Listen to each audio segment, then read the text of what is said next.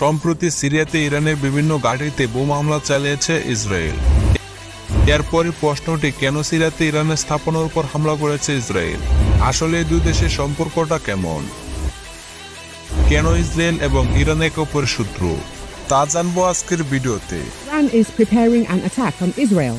It is planned to use more powerful warheads and other weapons that were not used during previous attacks, according to the Times of Israel and the Wall Street. 1979 সালের ইরানের শিয়া ইমামদের নেতৃত্বে বিপ্লবের পর সেখানে ধর্মীয় নেতারা ক্ষমতার কেন্দ্রবিন্দুতে চলে আসেন।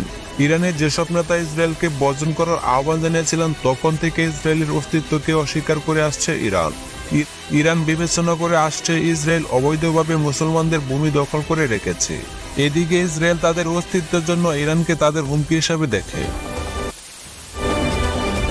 ইসরায়েল সবসময় বলে এসেছে ইরানের অবশ্যই পরমাণু অস্ত্র থাকা উচিত হবে না।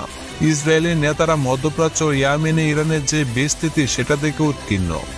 এখন সিরিয়া সরকারের সবচেয়ে বড় সমর্থক রাশিয়া এবং ইরান। এখন প্রশ্ন হচ্ছে, সিরিয়া কিভাবে এই দুই দেশের মধ্যে এলো?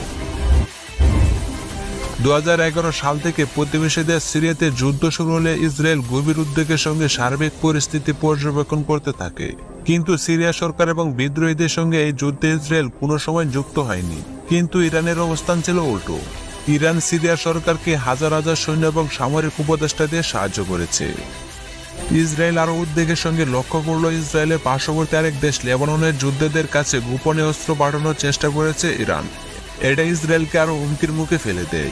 ইসরায়েলের প্রধানমন্ত্রী বারবার বলেছেন তার দেশ সিরিয়াতে ইরানকে কোনো ধরনের ঘাঁটি তৈরি হতে দেবে না, যেটা ইসরায়েলের বিপক্ষে ব্যবহার করা হতে পারে। এই অবস্থায় ইরান যেহেতু সিরিয়াতে একটা শক্তিশালী অবস্থানে চলে গেছে, ইসরায়েলও তাদের ধ্বংস করার জন্য তাদের ঘাঁটি লক্ষ্য করে হামলা করেছে। তাছাড়া ইসরায়েলের এই ইরান বিরোধিতায় সৌদি আরব ও যুক্তরাষ্ট্রের হাত রয়েছে। এরপর থেকে শুরু হয় ইরান ও ইসরায়েলের যুদ্ধ। বন্ধুরা, এই ছিল আজকের ভিডিও। পরবর্তী ভিডিওর জন্য সাবস্ক্রাইব করে পাশেই থাকুন।